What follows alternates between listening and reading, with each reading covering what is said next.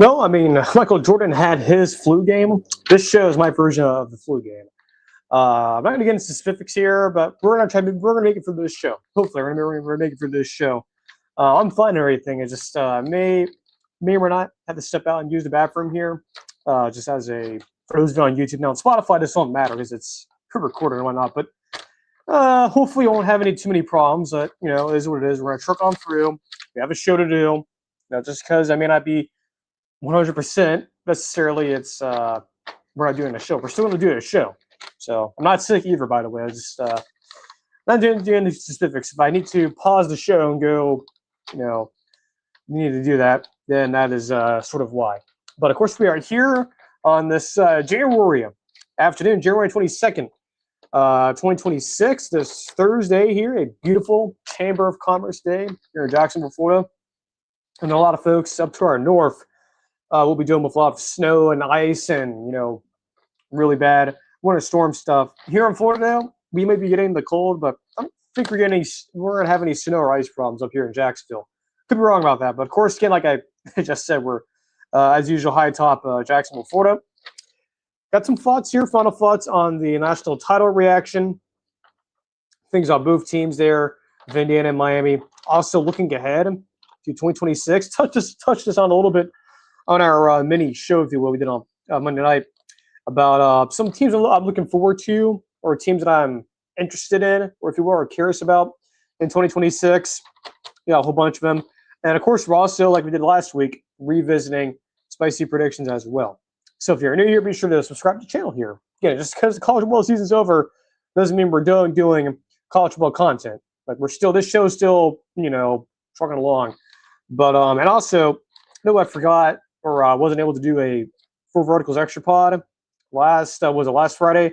Should be ready to go tomorrow. I think we'll get one cranked out. There's a lot of things that we are going to talk that I wasn't going to talk about on today's show, we just can't get to, that are kind of old news and whatnot. A lot of questions a lot of you guys are asking me. So be on the lookout for that tomorrow. And there should be an extra pod out for you guys tomorrow on Spotify only. So be sure to subscribe on YouTube and on Spotify as well. Follow us on the social pages, X, Instagram as well. And be sure to follow us on those platforms. Helps us out a lot.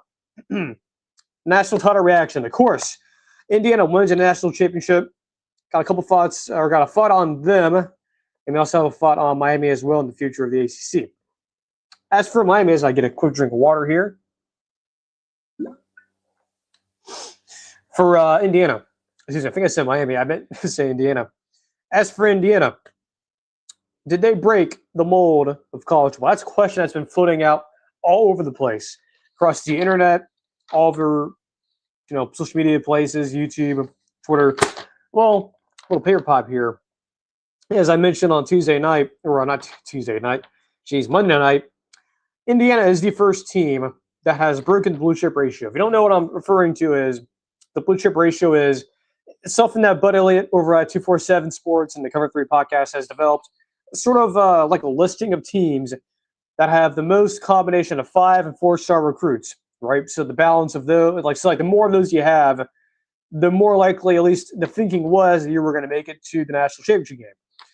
Well, Indiana, what they just did has made you think of the blue chip ratio in a different light. That doesn't mean the blue chip ratio is irrelevant now. It still is relevant, but they're the first team to break it. So have they necessarily broken the mold of college football, at least the traditional way of doing things? I think in a sense they have, but I think it's something that, this is not me sort of, raining on the parade of Indiana here, but I just wonder, is the Indiana model, right? Now, it may be sustainable for them, but is it sustainable for other teams, right? Like, we just choose any team with a new head coach or a new head coach in the past couple of years. Like, I used the Killing the Board example already. Yes, Matt Campbell. There we go. Same conference here. Matt Campbell. He was at Iowa State before. Now he's at Penn State. Much like Kirk Cinetti, he is bringing in a lot of his Iowa State players for this season via the transfer portal. Is it going to work? Now, granted, yes, Penn State has more resources and more of a history of college football success than Indiana, but at least that's what you're hoping is, if you're a Penn State fan, is, hey, Matt Campbell's coming in, very similar to Kirk Cinetti, bringing a lot of familiar players. Can they have microwave success immediately, right? The transfer players bringing in a veteran team that was at his previous stop.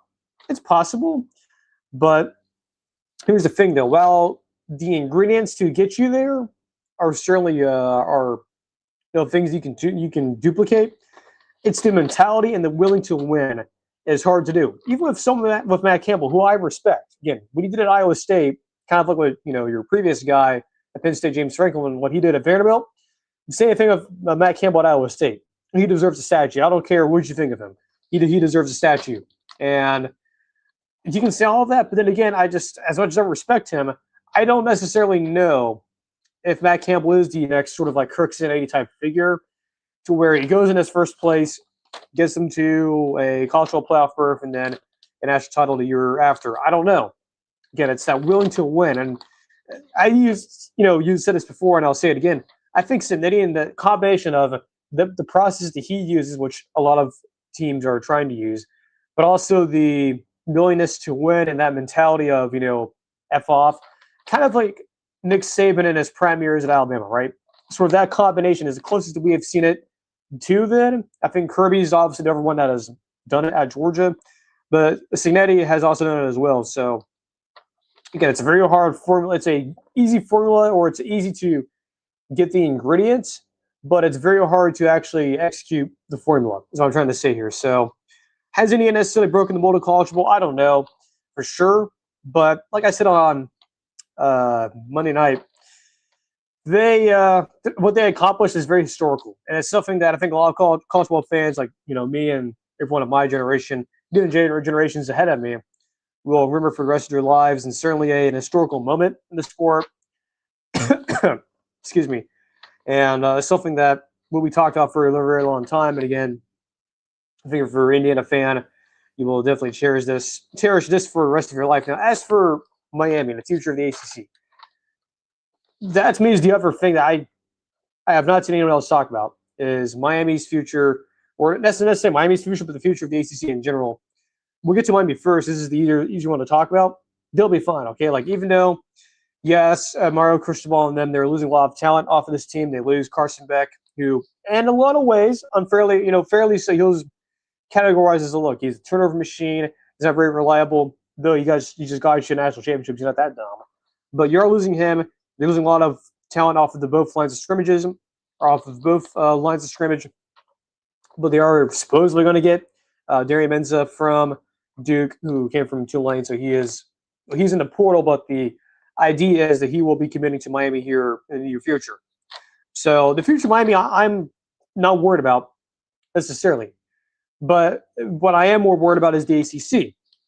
And my thinking is here, if you're not catching on, if you haven't been listening to the show, or to any shows really, the ACC is about to going down a similar path as Pac-12 did, right? Where it's not really going to exist much longer. At least that is the clear thinking here. And my worry here for the ACC in their future is that, was this it? Like, was this the last time you would ever see an ACC, at least the ACC, the way we think of it now, right? Kind of like the Pac-12, the way we used to think of it. Now, obviously, it's come back, in 2026, but it's more or less a glorified G5 league now. That's not worried about the ACC, right? Was this the last time we saw the ACC in the way that we think of it, right? The way that we have historically thought the ACC, is this the last time we have seen an ACC team make it to the national championship, at least make an appearance? I don't know. Or at least, I should say I don't know. I think that is the case. I think this is the last time, but I could be wrong on that. But, I mean, like, look, the future of the ACC is very much so, like, it's not going to exist much longer. I think the thinking is that it will, before the end of the decade, they're going to be losing a whole catalog of teams, are going to be going away and going to other conferences, and, that applies to Miami, right? Where are they at? Are they in the SEC? Or are they in the Big Ten, Big 12? Who knows? But at least we know where they will be. We don't know where the ACC is going to be at. We don't know what it'll look like. We don't know if it will actually be still around. We don't know if it'll be like sort of like the Pac-12, which what it'll be this year, just a zombified version of it. So less uncertainties of Miami in terms of his future. Mario Cristobal, I think he's got that thing humming. It's more or less the ACC in general that I am very much so worried about. And not to mention, too, this was a year, or at least a stretch of years, to where the ACC, like a lot of their bigger programs, like Florida State, Clemson, Miami, they could have very easily taken advantage of, you know, each other being down at certain points, and they really have not all the time, right?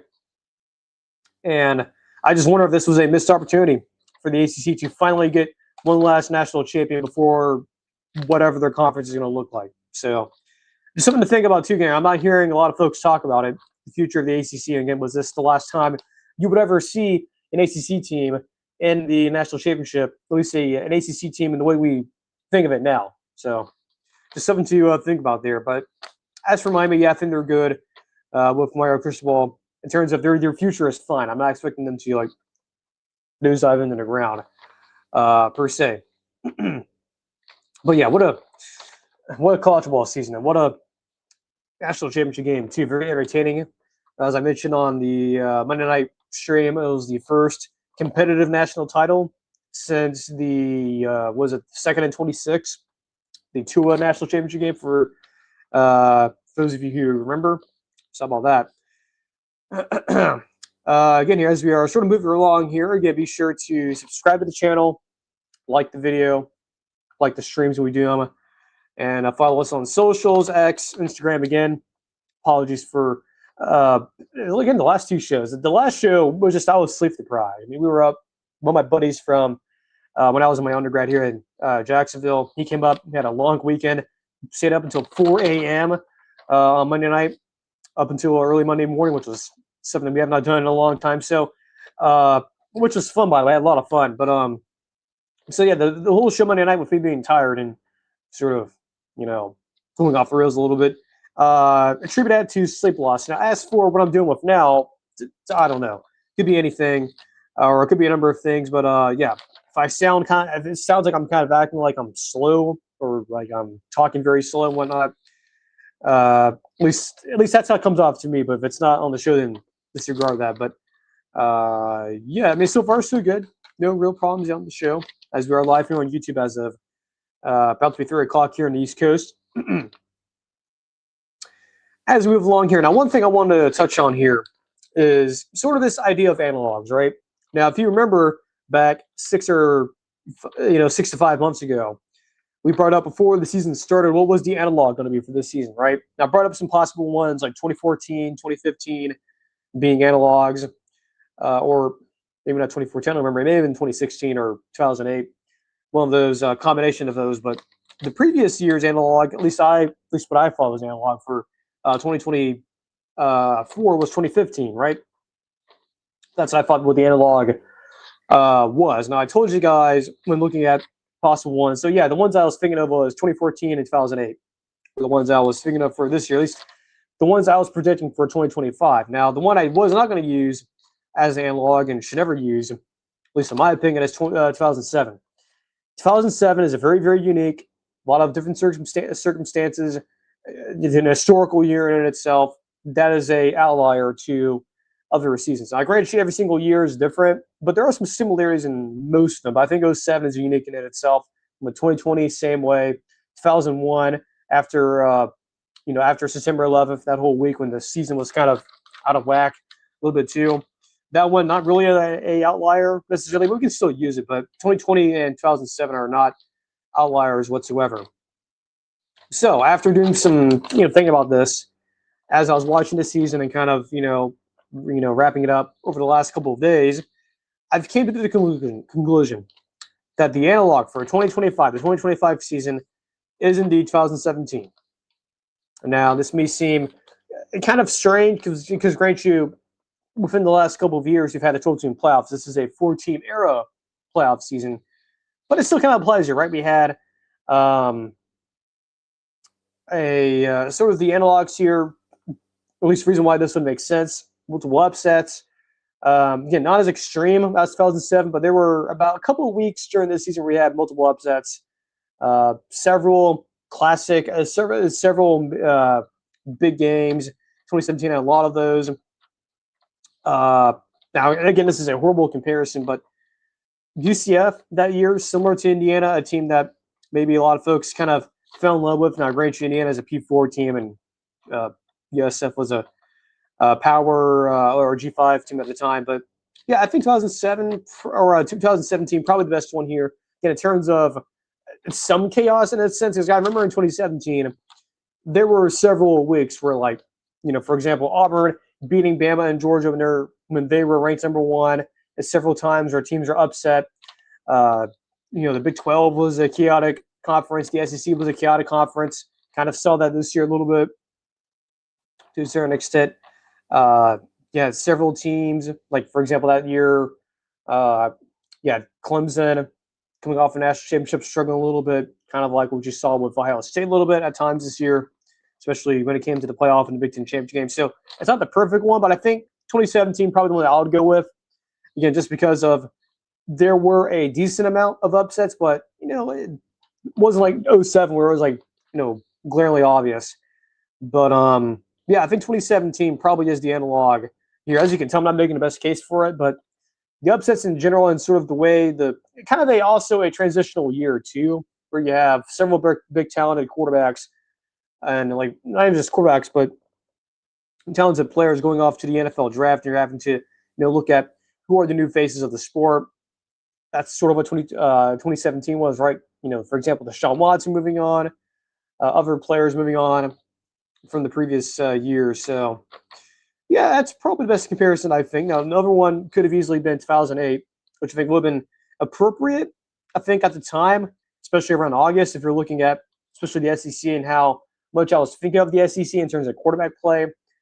And some of it came true. Like I think Arch Manning kind of fell in line with the 2008 thinking, along with Ty Simpson. But, boy, there was some really bad quarterback play in the SEC. Now, the reason why I picked 2008 back in August as a possible candidate for being an analog is because that year the Big 12 South and the Big 12 had the best group of quarterbacks of any conference in the country, right? So that's kind of what I was thinking that was going to be for the SEC, but turns out a lot of those guys just did not materialize at all. So how about that? So, yeah, the analog for 2025 season, probably 2017, at least in my opinion.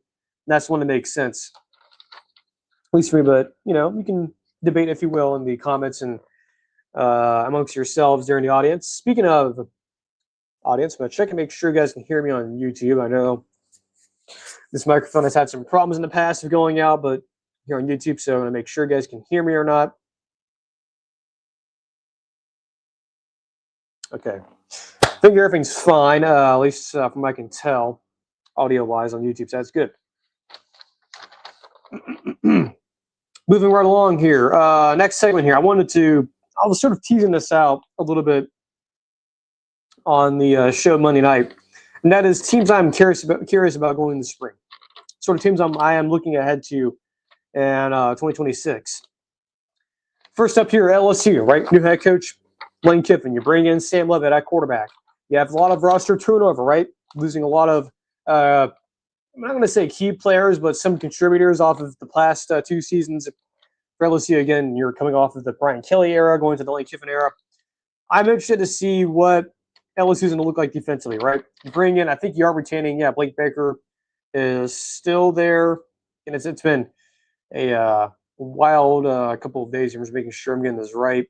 You retain Blake Baker. So I'm not necessarily worried about LSU in terms of the offensive side of the football, regardless of who the quarterback was going to be. Like, I feel pretty good about it, right? It's Lane Kiffin, right? You typically don't have to worry about offense there. But defense, though, I am, curious to see what it looks like with Blake Baker being retained. How much will it improve? Because it did a lot of heavy lifting last year, let alone he did, given how the season went, not to mention what was going on behind the scenes of Brian Kelly, how uninvested he was. But LSU, with Blake Baker, the defense, I'm interested to see, especially when we get into spring practice, once you get those practice reports, how does the defense look? How is it playing? How does it feel, if you will? Next up here, Alabama. Keelan Russell, right? Ty Simpson moves on to the NFL. I don't think you've actually talked about that since we've been back here in the new year. But, yeah, Ty Simpson off to the NFL. Keelan Russell is back. Or not back, but he is presumed to be the starter. Of course, you still have Austin Mack there, so who knows? He could be another bridge there. But, given Keelan and how much of Bama's staff thinks of him, Ty Simpson is a Keelan Russell, again, he's the former 5-star kid. Originally, I think, committed to SMU, Brett Lashley. I would imagine Keelan's probably going to be your penciled in starter, not in Sharpie, but penciled in. Be interesting to see what the offense looks like next year, and also what changes do they make. Not necessarily with the staff, but sort of their messaging, right? And Josh Pate talked about this too with Bama coming off of the playoff loss in the Rose Bowl to Indiana. It wasn't so much what Josh was talking about with staff changes. It was more about mentality changes and messaging changes and what new mentality was going to be brought in with the 3K on the board, and what was the mentality going to be going forward, right? It wasn't necessarily one position area, right? Whether it's the wide receivers coach, O-line, strength and conditioning. Like, there's not one specific. Now, those could be issues in themselves, but it's not so much the individual people. It's just the messaging, right? And I wonder if that is going to change here starting in spring practice, even before that. I'd imagine the Sox here in Tuscaloosa are going to be at the forefront of that right now and up until when spring practice kicks off here in about a month and a half. Next, if you're Texas Tech, right, you bring in Brendan Sorsby, you lose a decent amount of talent that was brought into the transfer portal. Now, they did a fairly decent job bringing in new players, but I just wonder, was last year a blip on a radar screen for Texas Tech? Was it sustainable, right? Kind of like the same questions we were having with Indiana last year going into this year. Kind of like, hey, was last year a blip on the radar, or is it sustainable? Clearly, it was more than sustainable. It won the national championship. So, if I'm a Texas Tech fan, I'm just curious about what this will look like under Joey McGuire next year in terms of is Sorsby a good fit for them among other talent you've brought in over the transfer portal cycle. Tennessee, next one here. A couple things I want to bring up here with them. You bring in Jim Knowles as your DC. He's fired from Penn State. He comes down there. He's replacing the outgoing DC who is at Auburn now, I believe. What does that look like? Because Tennessee last year defensively was horrific at times, especially the pass defense. So that I am curious about with Tennessee. Well, how much will the defense improve with Jim Knowles? Based on what we saw off of Penn State, with all the talent there that was turning off of last year's team, it did not go over so well, and that was a bit of an oil-water mixture. We'll see if that's the case here. Now, for Tennessee, they are going to need quarterback. They tried to go after Sam Levitt in the portal. Didn't work out. You missed out on him. So now you have to rely on guys you've recruited in-house, unless you somehow get Darian Minsa, which I don't think that's the case here. Minsa is definitely, at least in my opinion, he's probably going to Miami. So Tennessee, it looks like you're going to have to do your own homegrown quarterback here. And much like Miami, they have not done the quarterback recruiting thing that well. So, hopefully if you're a Tennessee fan, you got it right now. Frankly, though, the style of offense they run there, the veer and shoot, Baylor Brile stuff, again, much like what I've said about Auburn, you don't need like uber talented quarterbacks to run that system. So you should be okay there, but we'll see. The Mission have a ton of questions here. Not about Kyle Whittingham, but just what the going in the spring. Tim Bryce Underwood take the next step here, and not to mention the whole staff there he's brought in. Whittingham has. What will the defense look like? What is the offense going to look like? Is it going to be better than it was last year under Sherrone Moore in the previous regime? That's a big question there, right? Because Bryce Underwood could have very, very easily gone to the portal and gone anywhere he wanted to. Could have gone to LSU, where he's committed originally. Could have gone all over the place, and he chose to stay among all the turmoil up there in Ann Arbor. So it'll be interesting to see what happens there. Again, what does all the whole facets there? That's a program in general. I'm very curious about.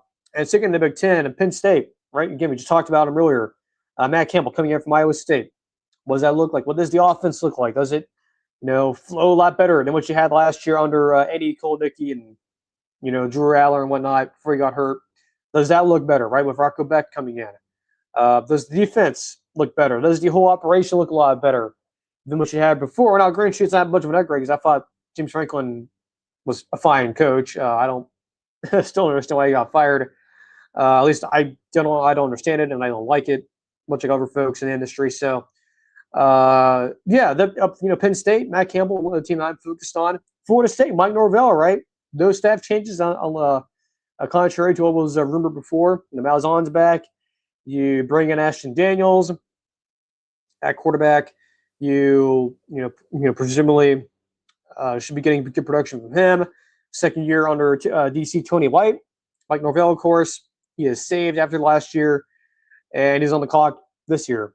So interesting to see what happens there. And finally, speaking of Ashton Daniels, the previous school he was at Auburn, a lot of things here, especially the offense, right? What would it look like? What will Byron Brown look like? What will sort of the South Florida tangent going over to Auburn, what I look like, right? Sort of the bringing in over the South Florida players to Auburn. Again, with Auburn, you lose all that talent. Yes, I've seen the comments from Cole Kubelik saying, hey, look, yes, you may have lost all that talent, but were those guys good behind the scenes? Probably not. I still have questions there. But like I said earlier, though, with Tennessee, with this style of offense that Auburn's running, much like Tennessee, you don't need the elite of the elite talent to run the offense efficiently, right? And I think you're bringing in decent players, I think, to the program, and definitely some spots that were needing, I guess, retooling, if you will. So I feel better about it, but I'm still cautious about it, right? Again, you retain DJ Durkin, so defensively, I'm actually less worried about, but offensively, at quarterback, you should be happy about. It's the receivers and some other facets of it where I am. I'm going to see, right? We'll see when those practice reports start popping in there in the next few months or so, heading into spring practice. So again, some teams are not an unexhaustive list, but just a few teams there I wanted to discuss in terms of what I'm looking forward to going into next season. Get some water real quick, and we'll move right along to our final home stretch of the show here. Again, apologies if I sound get a bit slower than usual. At least as it feels like to me. But we're trucking on through. Hopefully next week on next Tuesday will be a lot better. By the way, speaking of next week, it should be a normal schedule. So we'll have a Tuesday show, we'll have a Thursday show. We'll have normal schedule again. This was a little bit out of whack. By the way, my birthday's next week too. It's on Wednesday, so how about that? And last year we had a show. We did our show, and it was on my birthday. So this year it's a little bit after the fact, but or at least it's the day after on Wednesday. But anyway, spicy predictions. We do these. We'll start this again. I'm back, March, April, I think. But we have a whole lot of these to go over. So we're revisiting last year's spicy predictions, right? It's how it works here. If you have forgotten, we've already revisited a few already. We're revisiting a few more. How it works is we have a scale, kind of like bull predictions, but instead of doing the bullness scale, like numbers, we do kind of like, how spicy it is, right? How unlikely it's going to happen, right? So the spicier it is, the unlikely it's going to be to happen, at least in my opinion. So mild is could happen, warm is maybe, hot slightly unlikely, and then spicy is unlikely. Again, we've already done this already, so a couple of these ones already here. We didn't got a few of them right. One of them's kind of iffy a little bit, but yeah. So that's how it works there. And again, we'll be doing this for the next few weeks or so, I think. Still have a lot more to go, but yeah, of course we'll do this again. We'll restart the new batch beginning in like March, April probably. So first one up here, speaking of kind of getting one of these half right, was this one actually that was submitted in. Virginia Tech and Virginia have head coaching openings at the end of the year. We put this in the warm category, which, if you need a reminder, is the maybe category. We got this half right, kind of half right. Virginia made it to the ACC championship game somehow, some way. Didn't think that was going to happen beforehand, but unless here we are. So they didn't have a head coaching opening change over there. Tony Elliott did a pretty good job there, turning that thing around. Which, by the way, that's kind of never a turnaround.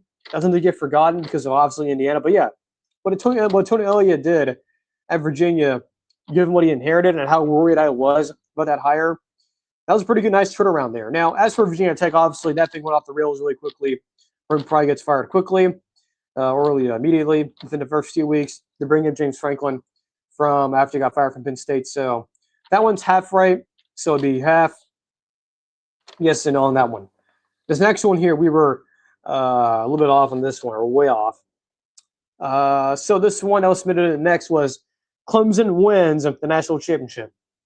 Yes, that's a real submission we got in with spicy predictions. That one was in the mild category, which means it could happen. So I totally thought this could happen. We got that one wrong. Clemson was not nowhere near that this year. They were pretty bad this year. There's a lot of questions about Dabo Swinney in this future. I will say this, though, give them credit for credit is due. They are doing better in the transfer portal. They're finally taking players, more than 2. This time it's 10, so they're slowly going this way, albeit very slow, but they are. So that one put in the mild category. We were that was a big no for us. We missed on that one. Next one here, Utah misses a bowl game for the second straight year. We were way off on that one. Did they win 10 games? And they did. Yeah, they won 10-2, I believe, or at least the regular season before Whittingham resigned there and took the Michigan job. So we put this in the warm category. Yeah, way off on that one too. That was a no. Again, for those of you who don't remember, the previous year Utah went 5-7. Some of that was injury related. This year, big bounce back there with bringing in like Devin Dampier for the transfer portal, bringing in new offensive staff there. So that one, we got that one wrong too. Now the next few here, we got these correct, and the next 3 here. So this next one, Arkansas wins 10 games and plus. That was in the hot category, a notch below spicy. We got that one correct. That was not going to happen. Arkansas finished, I believe it was at 4-8, something like that. Of course, they fired Sam Pittman. We got that one correct. Next one, Illinois wins the Big Ten.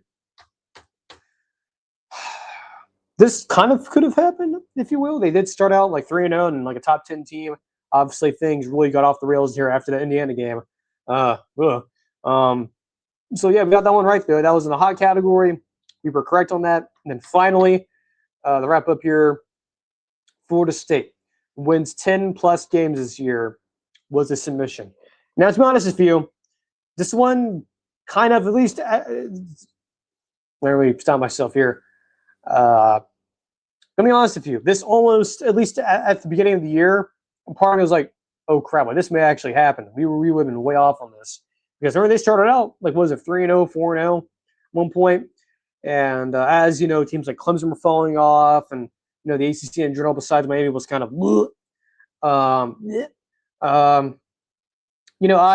kind of started to think this might actually happen. We may have been way off on that, given our opinions on that. But we saved ourselves. At least Florida State did it for us. They went 5-7. Of course, Mike Norvell.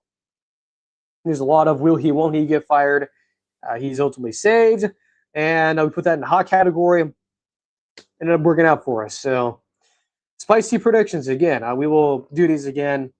Put in we may put out something on Twitter just to see if anyone submits anything for it publicly. We mainly have these submitted to us via like DMs and stuff, but we have a lot more here. I mean, we tons of more content here. A lot of these, I have a feeling that we're going to get wrong here, but there's some here we could easily get right in terms of our feelings on those. But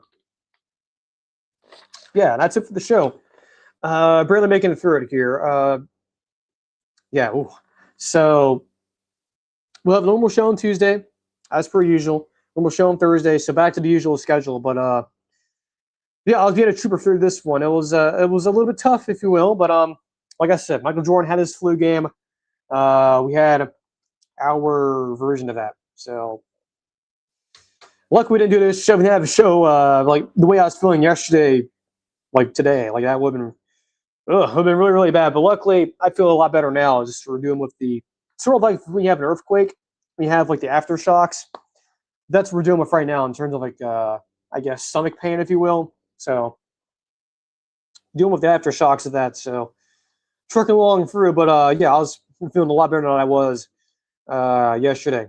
Like again, if I was feeling the way I was feeling yesterday, if we had a show, if we were doing our show today, I would have had to cancel it. So luckily, I was well enough to do it today, and hopefully next week we'll feel a whole lot better. But until then, again, we'll try to do a extra pod tomorrow because there's a lot of things we can cover. Again, we haven't even talked about the changes at Lucasfilm that have happened over the past week. Wasn't touching on it today, but just not enough time for that. Not to mention some other stuff going on. Not really to college ball. Of course, the Bucks finally hired an OC. So we'll touch on that tomorrow if I can get to it. So until next Tuesday for our regular show. Enjoy the rest of the weekend. Again, if you're up north in like Tennessee, Kentucky, Alabama, Missouri, you guys had a huge winter storm coming in, a lot of ice and snow coming in. So be prepared for that. If you need good sources of weather information, of course, your local news agencies, weather offices, or National Weather Service offices, obviously go pay attention. And also, people like Ryan Hall and Max Velocity, those are really good resources for weather information. But luckily here in Florida, at least for the time being here in North Florida, southeastern Georgia, we should be fine. We'll be watching the chaos happening up to our north. We'll be actually still kind of warm a little bit this weekend until the front moves in. So those of you listening up there, up in those states, it's going to be a rough weekend this weekend, a rough time this weekend. So again, until next Tuesday, enjoy the weekend, stay warm, and also enjoy the games as well. Got NFL conference championships on Sunday. So again, until then, take care, and we'll see you guys on the next stream.